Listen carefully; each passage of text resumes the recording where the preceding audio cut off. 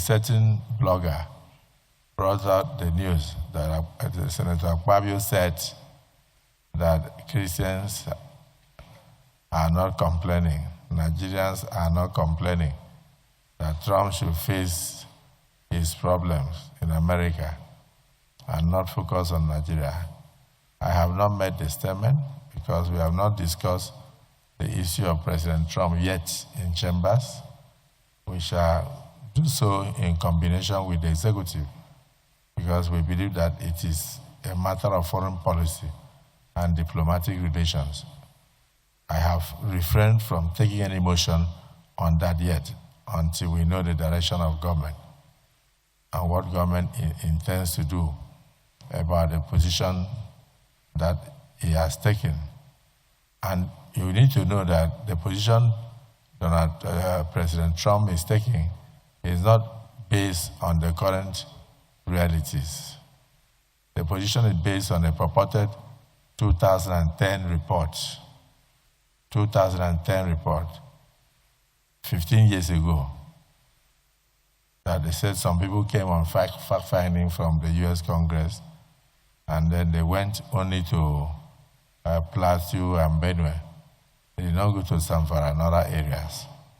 I have maintained here that if you go to a predominantly Muslim community, terrorists and bandits go there to kill people. The majority of those who will die there will be Muslims. But when you enter a predominantly Christian community, like Benue and Plateau, and then you cause mayhem, majority of those who will die there will be Christians. So the Nigerian problem needs to be weighed from all sides, and all we are looking for is peace. So there is no Nigerian that does not want to sleep with his two eyes closed. And there is no Nigerian that does not live with a Muslim in his house. There is no Nigerian that does not live with a Christian in his house. Nigeria is multi-religious, multi-ethnic, and we live with one another. So when people take issues out of Nigeria and they go and misrepresent and try to create the impression that Christians and Muslims are fighting, totally untrue. We shall discuss that later. But in the meantime, we must warn those on social media who continue to misquote and misrepresent people, or even ascribe quotes to people that never occurred.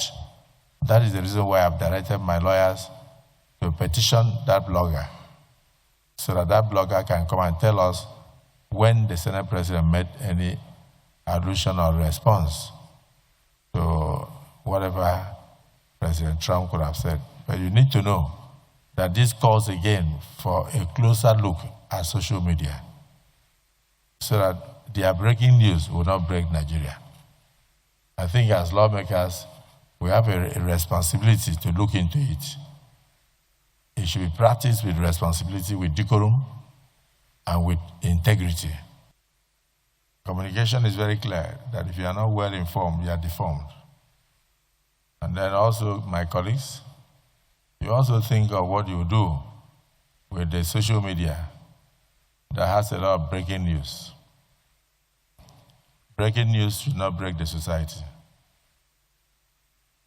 But a situation where somebody will sit in the comfort of his room and produce a report and produce fake pictures of 2023 when the Senate President with senators visited Port Harcourt on a very different thing and say, oh, Senate President answers President Trump. Who am I to answer President Trump? Have you ever heard of such a thing? And the Senate President said that Nigerians are not complaining, that we like the way we are living. That I can deal with it, but then that the Nigerians are not complaining. I have petitioned the police. I have also petitioned the DSS. The Senate President of Nigeria did not answer President Trump. And then that the quotation is meant to cause diplomatic row. It is the presidency that will answer President Trump. And all Nigerians are doing their best in that direction. But who is that person that will go and ascribe a comment to the Senate President when he was never met? So I believe the cyber crimes unit of the police, the DSS and others should find that character out, because it is meant to cause friction. It is meant to cause friction and put the Nigerian Senate in disrepute. I can only speak your voice. We have not discussed the comment of President Trump in chambers yet. I know we will.